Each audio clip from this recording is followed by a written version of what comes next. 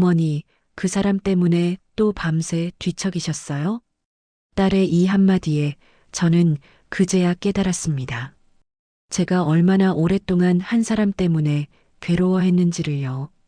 여러분, 혹시 지금 이 순간에도 누군가 때문에 가슴이 답답하신가요? 만나고 나면 왠지 모르게 기운이 쭉 빠지는 사람이 있으신가요? 안 봐도 그만인데 관계를 끊지 못해 괴로우신가요? 오늘 이 이야기는 바로 여러분을 위한 이야기입니다. 저는 올해 63입니다. 지난 60년 넘는 세월 동안 참 많은 사람들을 만났습니다. 좋은 사람도 많았고 나쁜 사람도 있었죠.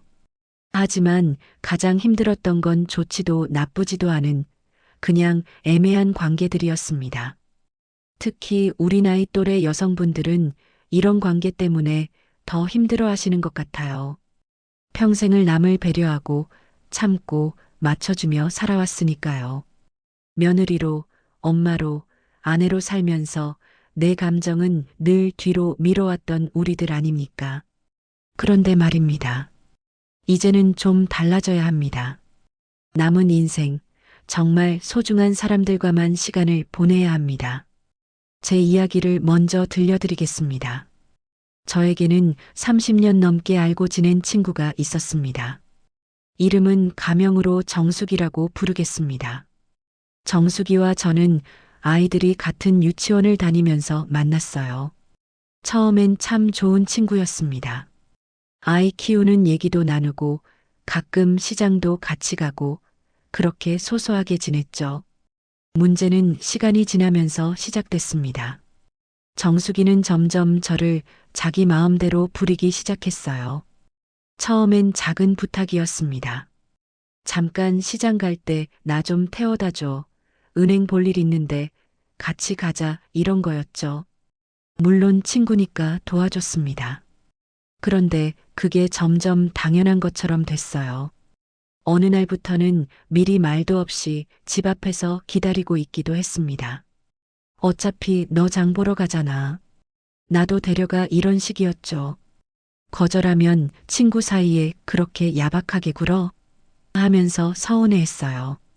더 힘들었던 건 정숙이가 늘 자기 얘기만 했다는 겁니다. 만나면 1시간 내내 자기 남편이 얼마나 못되는지, 며느리가 얼마나 밉상인지, 친정 식구들이 얼마나 문제인지 푸념만 늘어났어요. 제가 뭐라고 조언을 하면 내가 뭘 알아? 내 상황은 낫잖아 이렇게 받아쳤고요. 저도 힘든 일이 있어서 얘기를 꺼내면 그건 그렇고 하면서 다시 자기 얘기로 돌아갔습니다. 제 얘기는 단 한 번도 끝까지 들어본 적이 없었어요. 그래도 저는 30년 넘은 인연이니까 참았습니다. 이 사람도 힘드니까 저러는 거겠지. 나한테 기댈 데가 없나 보다 이렇게 이해하려고 했죠. 그런데 결정적인 사건이 있었습니다. 작년에 제가 큰 수술을 받았어요. 입원을 했는데 정숙이한테 문자로 알렸습니다. 나 다음 주에 수술한다. 좀 걱정되네 했더니 답장이 왔어요. 그래, 나도 요즘 무릎이 너무 아파서 병원 가야 할 것 같아. 혹시 퇴원하면 나 좀 병원에 데려다 줄 수 있어? 그 문자를 보는 순간 눈물이 났습니다. 제가 수술 받는다는데 걱정이나 위로의 말은 한마디도 없고 자기 무릎 얘기에 저보고 병원에 데려다 달라니요. 입원해 있는 동안에도 정숙이는 문병 한 번 오지 않았습니다. 퇴원하고 나서야 전화가 왔는데 야, 너 이제 괜찮지? 그럼 다음 주에 우리 시장 갈까? 이러는 거예요. 그때 깨달았습니다. 이건 우정이 아니라는 걸요. 저는 그냥 정숙이한테 편리한 사람이었을 뿐이라는 걸요. 여러분도 이런 경험 있으시죠? 나를 힘들게 하는 사람인데 관계를 정리하지 못하고 계속 끌고 가는 경우 말입니다. 왜 우리는 이렇게 할까요? 제가 주변 언니들, 동생들과 얘기해 보니 몇 가지 이유가 있더라고요. 첫째, 오랜 시간 함께한 인연이라는 이유입니다. 벌써 20년, 30년 알고 지냈는데 이제 와서 끊기가 그렇다는 생각이죠. 마치 그 시간이 아깝다는 느낌? 하지만 여러분, 잘못된 투자는 빨리 정리하는 게 낫습니다. 계속 끌고 가봤자 손해만 커질 뿐이에요. 둘째, 주변 사람들 눈치가 보여서입니다. 특히 교회나 성당, 절 같은 곳에서 만난 사이거나 같은 아파트 단지에 사는 사이라면 더 그렇죠. 관계를 끊으면 사람들이 나를 이상하게 볼까봐, 내가 나쁜 사람처럼 보일까봐 이런 걱정 때문에 참게 됩니다. 하지만 여러분의 마음 건강이 더 중요합니다. 남들 눈치 보느라 내 인생을 망치면 안 되죠. 셋째, 외로움이 두려워서입니다. 이 사람마저 멀어지면 주변에 아무도 없을 것 같은 두려움이에요. 특히 남편과 사별하셨거나 자식들이 다 떠나고 혼자 사시는 분들은 이런 두려움이 더 크실 겁니다. 하지만 나를 힘들게 하는 사람과 억지로 관계를 유지하는 것보다 혼자 있는 게 훨씬 낫습니다. 그리고 그 빈자리에는 분명 더 좋은 사람이 들어올 거예요. 넷째, 착한 사람이고 싶어서입니다. 평생을 착하다는 소리 들으며 살아온 우리 세대 여성들은 관계를 정리하는 것 자체를 나쁜 행동으로 여기기 쉽습니다. 하지만 착한 것과 호구는 다릅니다. 내 존엄을 지키는 것이 진짜 착함이에요. 그렇다면 어떤 관계를 정리해야 할까요? 제 경험과 주변 분들의 이야기를 모아보니 다음과 같은 특징을 가진 사람들은 과감히 정리하는 게 좋습니다. 첫 번째, 나를 이용만 하는 사람. 필요할 때만 연락하고 자기 볼일만 챙기는 사람들이죠. 전화기 너머로 들리는 목소리만 들어도 아, 또 무슨 부탁하려고 전화했구나 하는 생각이 든다면 그건 친구가 아닙니다. 제 친구 정수기가 딱 이런 경우였어요. 이런 사람들의 특징은 자기가 필요할 때는 애타게 연락하지만 내가 힘들 때는 연락이 두절된다는 겁니다. 언제나 대화의 중심은 자기 자신이고 내 이야기는 귀찮은 듯 넘어갑니다. 두 번째, 나를 무시하고 깎아내리는 사람. 겉으로는 농담이라고 하지만 자꾸 나를 무시하는 말을 하는 사람들이 있습니다. 너는 좋겠다. 팔자가 좋아서 내가 뭘 안다고 너는 배운 게 없어서 몰라 이런 식으로요. 제 친구 중에도 만날 때마다 언니는 살이 쪄서 더 늙어 보여 언니. 옷 스타일은 좀 촌스러워 이런 말을 하는 사람이 있었어요. 그 친구는 농담이라고 했지만 저는 만날 때마다 기분이 나빴습니다. 자존감을 깎아내리는 사람 곁에 있으면 나도 모르게 내가 정말 가치 없는 사람이 된 것 같은 기분이 듭니다. 이런 사람과는 멀어지는 게 맞아요. 세 번째, 끊임없이 비교하고 경쟁하는 사람.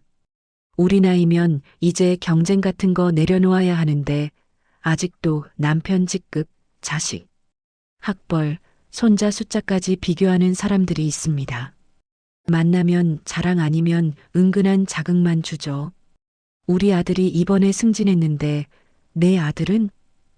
우리 며느리는 대학 교수래. 내 며느리는 뭐한대? 이런 식으로 끊임없이 비교합니다. 만나고 나면 괜히 내 인생이 초라해 보이고 우울해져요. 이런 사람들은 진짜 친구가 아닙니다. 그냥 자기 자존감을 높이려고 나를 이용하는 것뿐이에요. 네 번째, 부정적 에너지만 주는 사람. 만나면 불평불만만 쏟아내는 사람들이 있습니다. 세상 모든 게 불만이고 모든 사람이 나쁘고 모든 일이 재수 없다고 하죠. 물론 누구나 힘들 때 하소연할 수는 있습니다. 하지만 매번 항상 오직 부정적인 얘기만 한다면 문제예요. 이런 사람과 시간을 보내고 나면 나까지 우울해집니다. 마치 에너지를 다 빨아간 것처럼 기운이 쭉 빠지죠. 이런 감정의 쓰레기통 역할을 계속할 필요는 없습니다. 다섯 번째, 내 선을 존중하지 않는 사람. 싫어요, 안 돼요, 할 수 없어요라고 분명히 말했는데도 계속 요구하거나 강요하는 사람들입니다. 내 거절을 받아들이지 못하고 친구 사이에 그렇게까지 한 번만 더 이기적이네 이런 식으로 압박하죠. 이런 사람들은 나를 독립적인 인격체로 보지 않습니다. 그냥 자기 뜻대로 움직여야 하는 도구로 보는 거예요. 이런 관계는 건강하지 않습니다. 6번째, 뒤에서 나쁜 말을 하는 사람. 앞에서는 친한 척 하다가 뒤에서는 나에 대해 나쁜 말을 하거나 내 비밀을 다른 사람에게 퍼뜨리는 사람들입니다. 이런 사람을 믿으면 안 됩니다. 언젠가는 크게 다칠 수 있어요.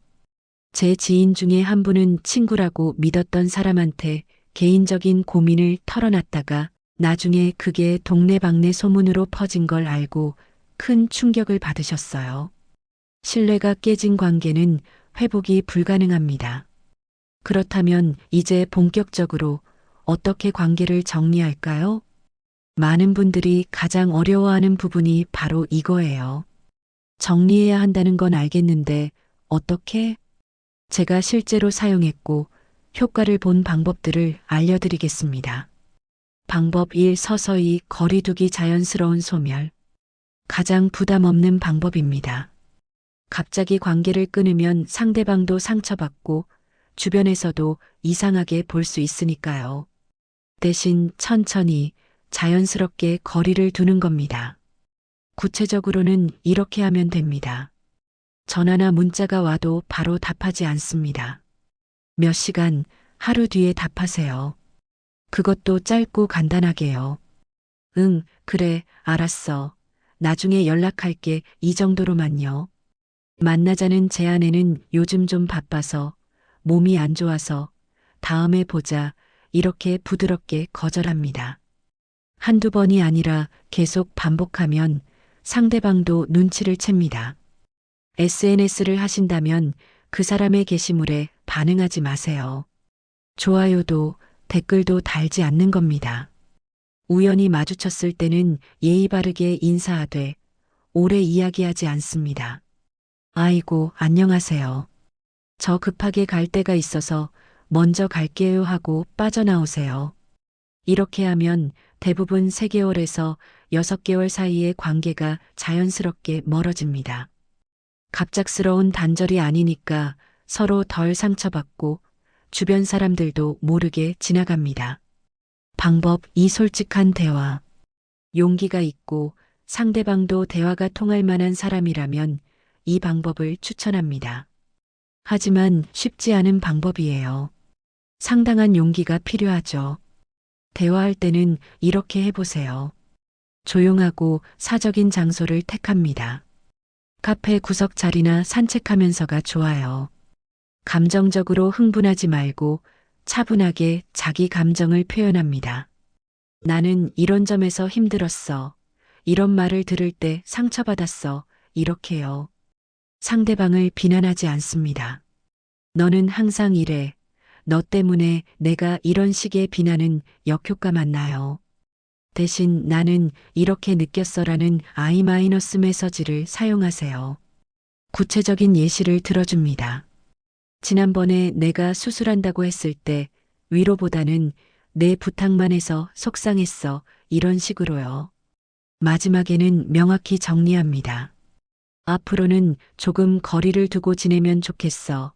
당분간은 연락을 덜 하고 싶어. 이렇게 분명히 말하세요. 물론 상대방이 화를 내거나 이해하지 못할 수도 있어요. 그래도 괜찮습니다. 내 감정을 솔직하게 표현했다는 것 자체가 중요해요.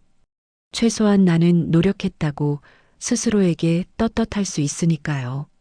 방법 3. 단호한 차단. 어떤 관계는 서서히 멀어지거나 대화로 해결이 안 됩니다. 특히 나를 지속적으로 괴롭히거나 학대하거나 심각하게 상처 주는 사람이라면 단호하게 차단해야 합니다. 전화번호를 차단합니다. 요즘 스마트폰에는 다 차단 기능이 있어요. 자식분들한테 부탁해서 설정하세요. 카카오톡도 차단합니다. 마찬가지로 자식분들이나 주변 분들한테 도움을 받으세요. 공동으로 참석하는 모임이 있다면 그 모임 참석을 중단하는 것도 고려해 보세요. 내 마음 건강이 더 중요합니다. 만약 상대방이 집으로 찾아온다면 문을 열어주지 마세요. 지금은 만날 수 없어요라고 분명히 말하고 계속 괴롭힌다면 주변 사람들에게 도움을 청하세요. 단호한 차단은 무례한 게 아닙니다. 나를 지키는 정당한 행동이에요. 방법 4. 새로운 관계에 집중하기. 나쁜 관계를 정리하는 것만큼 중요한 게 좋은 관계를 만드는 겁니다. 빈자리를 채워야 외롭지 않고 관계 정리가 쉬워져요.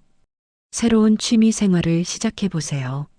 노인복지관의 프로그램이나 문화센터 강좌, 등산 모임 같은 곳에 나가면 새로운 사람들을 만날 수 있어요. 오래된 친구 중에서 좋은 사람들과 더 자주 연락하세요. 가끔만 보던 사람을 자주 만나다 보면 더 친해질 수 있습니다. 가족과의 관계에 더 집중하는 것도 좋아요. 손주들과 시간을 보내거나 자식들과 대화를 더 나누거나 형제자매들과 자주 연락하는 거죠. 봉사활동도 추천합니다. 좋은 일을 하면서 좋은 사람들을 만날 수 있으니까요. 방법 5. 경계선 설정하기. 가족이나 친척 혹은 완전히 끊을 수 없는 관계라면 경계선을 설정하는 게 답입니다. 관계는 유지하되 내가 허용할 수 있는 선을 명확히 정하는 거예요. 예를 들어보겠습니다. 무리한 부탁은 거절하겠습니다 라는 경계를 정했다면 부탁을 받았을 때 미안하지만 그건 내가 해줄 수 없어라고 분명히 말하세요. 내 사생활에 대한 지나친 간섭은 받지 않겠습니다 라는 경계를 정했다면 간섭하는 질문에 그건 내 개인적인 일이라 말하고 싶지 않아요 라고 말하세요. 부정적인 대화만 하는 건 듣지 않겠습니다 라는 경계를 정했다면 불평이 시작되면 미안한데 오늘은 기분 좋은 얘기만 하고 싶어. 다음에 보자라고 말하고 자리를 뜨세요. 처음에는 어색하고 어려워요. 하지만 몇 번 반복하다 보면 상대방도 내 경계를 존중하게 됩니다. 그리고 무엇보다 나 자신이 당당해져요. 관계를 정리하면서 제가 겪었던 감정들도 말씀드릴게요. 처음엔 정말 죄책감이 들었어요. 내가 너무 이기적인 건 아닐까? 상대방이 상처받으면 어떡하지? 주변에서 나를 나쁜 사람이라고 생각하면 어떡하지? 이런 생각들 때문에 밤에 잠도 못 잤습니다. 정수기와 거리를 두기 시작했을 때 정수기한테서 계속 전화가 왔어요. 처음엔 무시했는데 나중에는 문자로 너 왜 이래? 내가 뭘 잘못했어? 라고 물었습니다. 그때 정말 마음이 약해질 뻔했어요. 내가 너무한 건가 싶었죠. 하지만 딸아이가 제게 이렇게 말했어요. 엄마가 수술할 때 그 사람 뭐 했는데요? 엄마는 30년 동안 그 사람 부탁 다 들어줬는데 그 사람은 엄마한테 진짜 친구처럼 해준 게 뭐가 있어요? 딸의 말이 맞았어요. 저는 30년 동안 일방적으로 퍼주기만 했던 겁니다. 그런데 이제 와서 거리를 두니까 제가 나쁜 사람이 되는 건가요? 그건 아니죠. 거리를 두고 몇 달이 지나자 놀라운 변화가 있었습니다. 첫째, 마음이 편해졌어요. 전화벨이 울려도 가슴이 철렁하지 않았어요. 누군가 만나자고 해도 또 무슨 부탁하려나 걱정하지 않았어요. 그냥 평온했습니다. 둘째, 시간이 생겼어요. 정수기한테 쓰던 시간과 에너지를 다른데 쓸 수 있게 됐어요. 그림 그리기를 시작했고 오래된 친구 미영이와 더 자주 만나게 됐어요. 미영이는 정말 좋은 친구예요. 제 얘기도 들어주고 힘들 때 위로도 해주고 웃을 일이 있으면 같이 웃어줘요. 이런 게 진짜 친구구나 싶었습니다. 셋째, 자존감이 높아졌어요. 나쁜 관계를 정리했다는 것 자체가 나는 나를 소중히 여긴다는 행동이잖아요. 그게 자존감으로 이어지더라고요. 거울을 봤을 때 제 얼굴이 예전보다 밝아 보였어요. 물론 가끔은 외로울 때도 있었어요. 문득 정숙이 생각이 날 때도 있었고요. 하지만 그때마다 제 수첩에 적어둔 문장을 읽었습니다. 나를 힘들게 하는 사람과 함께 있는 것보다 혼자 있는 게 훨씬 낫다. 진짜 친구는 내가 힘들 때 곁에 있는 사람이다. 나는 소중한 사람이고 좋은 대우를 받을 자격이 있다. 이 문장들이 저를 다시 단단하게 만들어줬어요. 이제 마지막으로 여러분께 꼭 드리고 싶은 말씀이 있습니다. 관계를 정리한다는 건 나쁜 게 아닙니다. 오히려 용기 있는 행동이에요. 나 자신을 사랑하는 행동입니다. 우리는 평생을 참고 견디며 살아왔어요.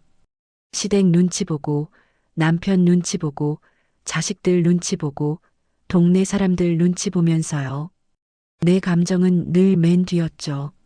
나중에 참자, 괜찮아, 이렇게 말하면서요. 하지만 이제는 달라져야 합니다. 우리에게 남은 시간이 그렇게 많지 않아요. 60대, 70대라면 건강하게 활동할 수 있는 시간이 10년, 20년 정도일 수도 있어요. 그 귀한 시간을 나를 힘들게 하는 사람에게 쓸 수는 없습니다. 그 시간은 나를 웃게 해주는 사람, 나를 소중히 여기는 사람, 나와 함께 있을 때 행복한 사람과 보내야 해요. 그게 우리가 마땅히 누려야 할 삶입니다. 여러분 기억하세요. 관계의 질이 삶의 질입니다. 나쁜 관계 10개보다 좋은 관계 1개가 훨씬 낫습니다. 친구가 많아야 좋다는 생각은 이제 버리세요. 숫자가 중요한 게 아니에요. 진심으로 나를 아끼는 사람 1명이면 충분합니다. 그리고 혹시 관계를 정리하고 나서 외롭다면 그건 잠깐일 뿐이에요. 그 빈자리는 곧 더 좋은 사람으로 채워질 겁니다. 아니면 그냥 나 혼자만의 시간을 즐기는 것도 좋아요. 나 자신과 친해지는 시간이니까요. 제가 관계를 정리하면서 깨달은 것들을 정리해 볼게요. 하나, 나를 힘들게 하는 관계를 참는 건 인내가 아니라 자기 학대입니다. 둘, 오랜 시간 함께 했다고 해서 나쁜 관계를 계속 유지할 이유는 없습니다. 셋, 관계를 정리하는 건 상대방을 미워해서가 아니라 나를 사랑해서 하는 선택입니다. 넷, 좋은 사람들과만 시간을 보내면 인생이 정말 달라집니다. 다섯, 나이가 들수록 관계의 질이 더 중요해집니다. 여섯, 혼자 있는 것이 나쁜 사람과 함께 있는 것보다 훨씬 낫습니다. 일곱, 진짜 친구는 서로를 힘들게 하지 않습니다. 마지막으로 여러분께 작은 숙제를 드리고 싶어요. 오늘 집에 돌아가시면 조용히 앉아서 생각해 보세요. 내 주변 사람들 중에서 만나고 나면 기운이 빠지는 사람이 누구인지, 전화가 오면 받기 싫은 사람이 누구인지, 만날 약속을 잡으면 그날이 다가올수록 우울해지는 사람이 누구인지, 그리고 종이에 적어보세요. 그 사람과의 관계에서 내가 받은 상처들, 힘들었던 순간들을요. 다 적었으면 스스로에게 물어보세요. 나는 이 관계를 계속 유지하고 싶은가? 이 사람과의 관계가 내 삶을 더 풍요롭게 만드는가? 만약 답이 아니오라면 용기를 내세요. 오늘 제가 말씀드린 방법 중 하나를 선택해서 실천해 보세요. 처음엔 어렵고 두렵겠지만 시작하면 생각보다 쉽습니다. 그리고 한 달 뒤, 석 달 뒤를 생각해 보세요. 얼마나 마음이 편해질지, 얼마나 삶이 가벼워질지를요. 저는 정수기와 거리를 둔 지 이제 1년이 넘었습니다. 그동안 정수기한테서 몇 번 연락이 왔지만 짧게 답하고 넘겼어요. 처음엔 서운해하더니 나중엔 연락도 안 오더라고요. 솔직히 말하면 한 번도 그 사람이 그립지 않았어요. 오히려 왜 진작 정리하지 못했을까 하는 후회가 들 정도였습니다. 지금 저는 정말 좋은 사람들과 시간을 보내고 있어요. 미영이, 복지관에서 만난 은숙 언니, 등산 모임에서 알게 된 분들. 이분들과 있으면 웃음이 나고 편하고 에너지가 생겨요. 요즘 저는 행복합니다. 진짜로요. 63의 나이에 비로소 제대로 된 인간관계를 갖게 됐어요. 늦었다고 생각할 수도 있지만 저는 오히려 지금이라도 깨달아서 다행이라고 생각해요. 여러분도 할 수 있습니다. 나이는 숫자일 뿐이에요.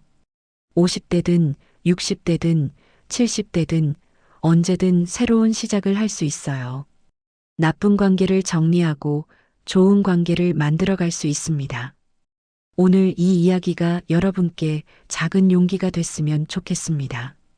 나를 힘들게 하는 관계에서 벗어날 용기. 나 자신을 소중히 여길 용기.